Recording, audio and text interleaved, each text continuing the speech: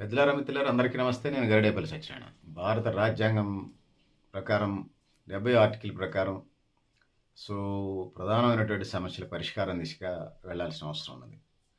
ఇలా ప్రజల్లోకి వెళ్ళాలి. వార్డు మహాసభల, డివిజన్ మహాసభల, గ్రామ సభల అవి పెట్టుకొని ముందుకెళ్ళాలి. ఈ ప్రభుత్వం అధికారుల సమక్షంలో జరుగుతాయి. ముఖ్యంగా పట్టణాల్లో, గ్రామీణ ప్రాంతాల్లో ఎవరు ఇంకుడు గుంటలు దూక్కోవచ్చు. పట్టణాల్లో కూడా ఎవరు ఇంకుడు గుంటలు దూక్కోవాలి.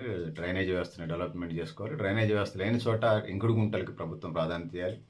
దాంతో పాటు త్రాగునీటిని సరఫరా, ఆస్తుల రక్షణ, ఆ విధంగా ముందుకు వెళ్లాల్సిన అవసరం ఉంది.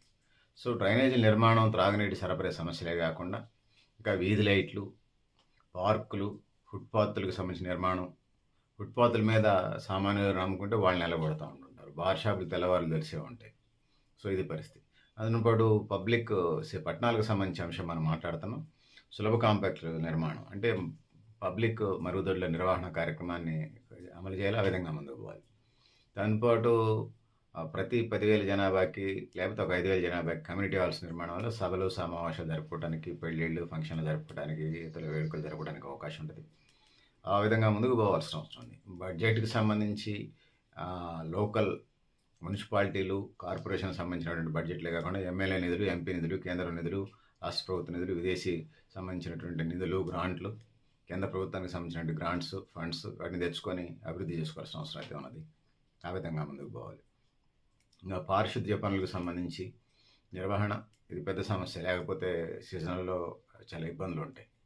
వర్షాకాలం సీజన్లో ట్యాక్స్ని వసూలు చేయటం, రోడ్లు, వీధి దీపాలని కోఆర్డినేషన్ చేసి వాటిని జాగ్రత్తగా ముందుకు నడిపించుకోవటం, డిజిటల్ సేవలు, ప్రజల నుంచి వచ్చినటువంటి ఫిర్యాదుల పరిష్కారాల కార్యక్రమం, ఇవన్నీ సంబంధించినటువంటి మున్సిపాలిటీ, కార్పొరేషన్ల అధికారులు చాలా శ్రద్ధ పెట్టాలి. ఆ విధంగా ముందుకు పోవాలి. ఇక ఆన్లైన్ సేవలు, పన్నుల చెల్లింపులు, ఎల్ఆర్ఎస్లు, బీఆర్ఎస్లు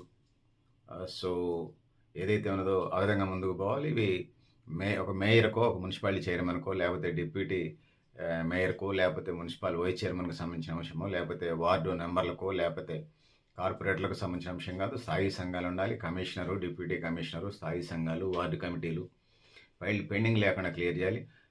నేనేం చెప్పదలుచుకున్నా అంటే ప్రజల అవసరాలు, ఆలోచనలు, సూచనల్ని భాగస్వాములుగా చేసుకుంటూ ముందుకెళ్ళాలి. అదే నిజమైన అభివృద్ధి అని తెలియజేసుకుంటూ, పెద్దలారా మిత్రులారా మీరు కూడా మీ అభిప్రాయాలను కామెంట్ బాక్స్ అని తెలియజేస్తూ, నేను గరిడేపల్లి సత్యనారాయణ, న్యూ లక్ష్య ఆర్గనైజేషన్.